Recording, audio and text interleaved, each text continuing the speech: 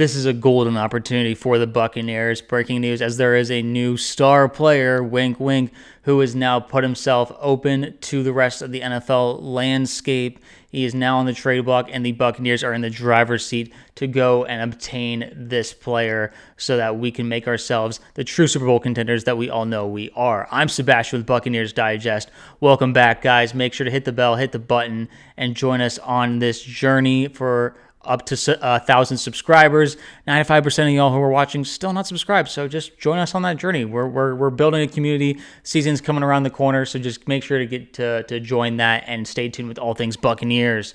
And boy, we got some big stuff to talk about because Micah Parsons, the star player out of Dallas, says, "Unfortunately, I no longer want to be here." He mentioned this in a long-winded notes app kind of screenshotted statement of his. He posted on Twitter, and he basically was talking about how he and his agent have felt like there has just been really bad communication with Jerry Jones and the Cowboys organization. Things have fallen apart basically in Dallas, and it kind of shows that how grateful we are to have a stable organization like the Buccaneers to root for. And we know that Micah is looking for a bit more stability and a bit more transparency in whatever franchise he ends up next, hopefully here in Tampa. So that's kind of what we're talking about right now is, this Micah Parsons to Tampa, destination. How likely is it? And is it a possible trade that could actually happen? And you're talking to a guy who thinks not just, can it happen? But I think the Buccaneers want it to happen because we are in our Super Bowl window. Some people are afraid to kind of say those words ever since Tom Brady left, but it's absolutely the case. And we cannot waste this opportunity by hoping, Hassan Reddick can kind of get himself back together and get back into, an elite pass rusher, which it's been a few years and some tribulations since then. So hoping for that is not kind of the best answer. Diaby is obviously a great young pass rusher, but he wasn't leading the team in sacks last year. That was, Vita Vea and Kalijah Kancey. Those were our defensive tackles were leading our team in sacks. So that kind of goes to show where we are right now in terms of what we kind of need in terms of a pass rush. We can't really rush with our main four guys. We need to send extra dudes to help out because it's just right now it's not enough to have our interior guys cause disruption if the outside guys are still not getting there. And adding a guy like Micah Parsons would do more than just add. It would turn this defense into something deadly, into something scary. And this is just the perfect place for Micah, and NFL.com agrees. They even listed the Buccaneers as an optimal spot for him. They had to say that if all goes well, the Buccaneers offense could be a monster this season. It was pretty dang good a year ago, but defensively, there's work to be done if Tampa fancies itself a Super Bowl contender.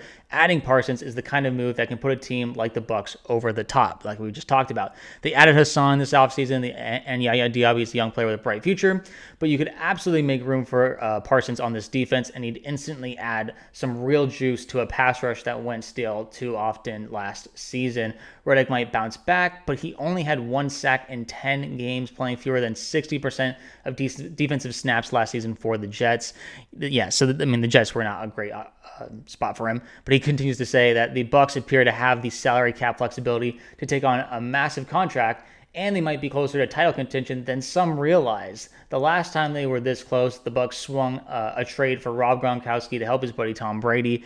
As long as the odds would be to land Parsons, the seismic effect would be even greater. So this is really encouraging to hear because it's not just like Bucs fans dreaming about this. The NFL themselves, they're putting out articles saying that, Tampa and Micah is a dream come true, not just for Bucs fans, but just for the NFL. Like, imagine Todd Bowles sending Micah Parsons, just unleashing him, because we saw what it was like when Dan Quinn, the previous defensive coordinator of the Cowboys, was unleashing Micah Parsons, and it was a beauty to behold. Now, Micah had a down year last year where, Dan wasn't there anymore. The Cowboys were, kind of down in general because Dak got injured. So players tend to kind of the losing kind of affects everybody, and it makes them not play up to their potential. But the Buccaneers are a winning organization right now.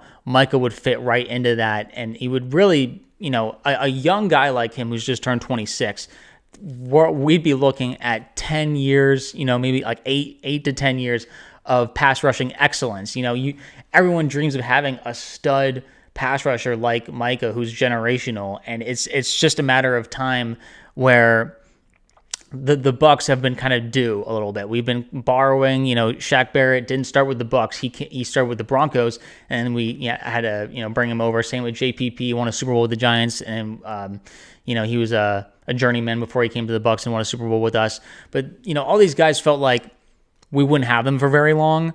Getting Micah now in his prime is exactly what we're looking for, and would just turn this Super Bowl window from 1 to 2 years into something much longer. We would be building the foundation for, not just taking over the NFC South for a really long time, but competing in the NFC and just the NFL for a long time. And that's what all Bucs fans can feel in their gut, that we are on the precipice of being one of the top main title contenders in the NFC and the NFL, that we're on the verge of just the absolute respect that we deserve because we're getting primetime, television games. And Micah is a star player who brings those headlines, brings the attention. Baker is that guy who he brought back his career, and now he's a star player. Everyone, wants to come see Baker Mayfield games, and Micah would just be more of that. We need the attention, and Micah would bring, a sense of free agent pull, that like,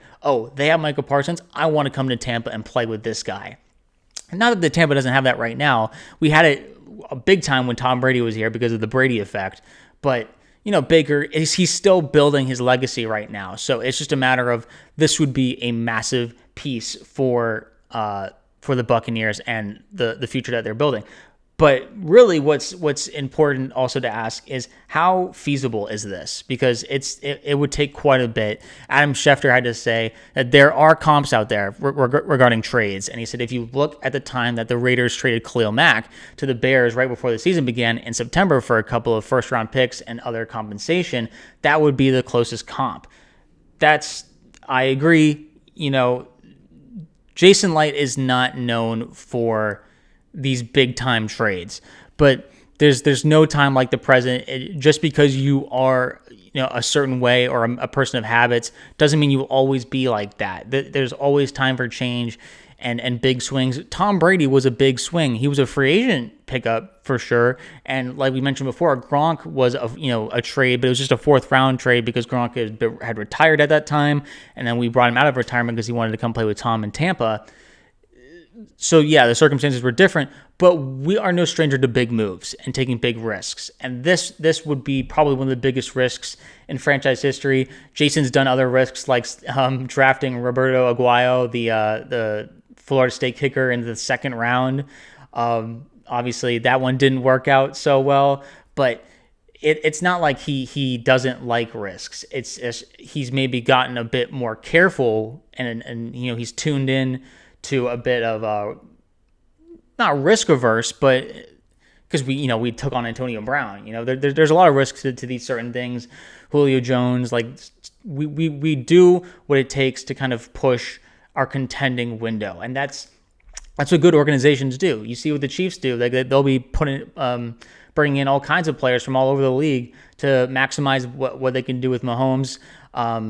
Obviously, Mahomes and Andy Reid, those guys are elevators of their team. They elevate everyone on their squad. But people say the same thing about Baker. People, get into his huddle and just they realize that this is his team, and they feel their spirits lifted, that they're having fun playing football, and they want to play for the guy who's going to hit someone and run with them, carrying the ball and block somebody. Like, you don't see a lot of quarterbacks doing that and putting their body on the line for the team.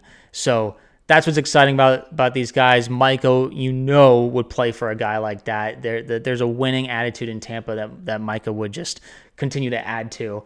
But this trade would cause, would cost a lot. It's not, a simple thing. And regarding that one trade with the Bears and Raiders, the Khalil Mack trade that Adam Schefter was talking about, like he mentioned, it was 2 first-round picks to get him, and plenty of other stuff. There's like 6th round, 3rd round, and then they sent over to the Bears a 2nd rounder, Khalil Mack, a 7th rounder. Anyway, there's a lot going on here. The compensation would be heavy. There'd be a lot of swapping of like seconds and firsts and thirds, like that you see in here. Micah, because he's in his prime, because he's one of those, you could argue the most important position on the defense, that this would take a lot. It would take probably 2 first rounders to send to the Cowboys.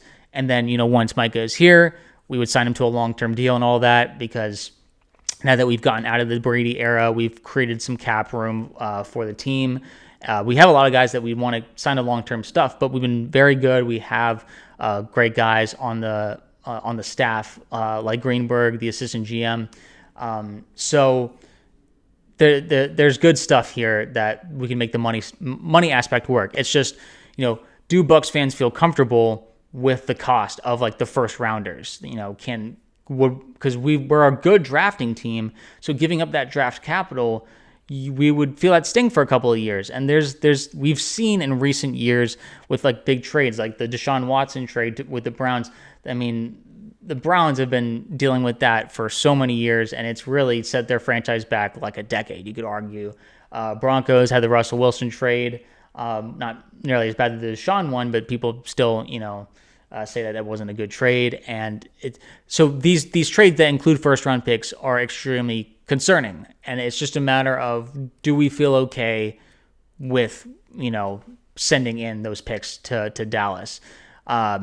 I personally think it's the known commodity aspect of this. Micah is extremely passionate about football and is extremely good at football. Those two things are a great tandem to have in a football player. He's a team guy. He loved the culture of the Cowboys before he decided to leave, but it's more of an indictment, and this is across the league. I'm not just saying this as a biased Bucs fan. That's more an indictment on the Cowboys organization than it is an indictment on Micah. This isn't like, oh, Micah is like, some bad guy who's just like out to be selfish or anything. Not at all. He's trying to get the money that he deserves because he should be paid like a top pass rusher in the league, but the organization of the Cowboys isn't treating him like it. They're trying to pinch pennies with a stud like Micah, and Tampa wouldn't do that. Tampa treats its guys extremely well. You'll see everyone, Mike Evans, Chris Godwin, everyone wants to return. Tristan Wirfs, Antoine Winfield, everyone re-signs with us because we keep care of our own, and that's just I believe what's so powerful and what's so moving about the Buccaneers and why we're in this prime era of Tampa. Obviously a lot of people still think the early 2000s were really great, obviously with those all-time defenses, but it's the consistency of the team and it's the culture in particular that is really, really exciting. The offense has one of the best in the league for several years now in the 2020s. It's the most exciting Bucs football that we've watched ever, and I don't think many people would argue that this Brady Baker era. And it's time to even the scales because it's obviously we're leaning offense now with the Bucs, and the defense is kind of the part where folks are worried. So it would even out with a Micah Parsons acquisition, and it's not hard to do. We're right in getting closer to the season. Jason Licht knows his way around this league and knows compensation, knows how to make deals and trades. It's just, is he willing to go there? Can he make the deal of a lifetime when it comes to Micah Parsons? I know he can, and I believe he will. And there's just a lot to be excited about with this process. But I'm gonna leave it up to you guys to tell me in the comments. Do you think that 2 first rounders and maybe a little bit of extra stuff, or how much do you think will it take to acquire Micah Parsons? And are you okay with giving up more than 1 first rounder? Let me know in the comments below. Is there no price that's too high for Micah Parsons? And we'll continue to observe this situation as it goes forward, because it's exciting times. There's a lot of guys who are trying to get out of the bad organizations that they're in, Trey Hendrickson and all that. And then they want to come to good organizations, and we're in a time now where the Bucs are one of those destinations that people are talking about, and it's great to be here. It's great to be a Bucs fan and to continue joining the Bucs community. Subscribe down below and see us continue to build this championship roster going forward, and stay tuned to All News Buccaneers. We'll be right here. Thanks.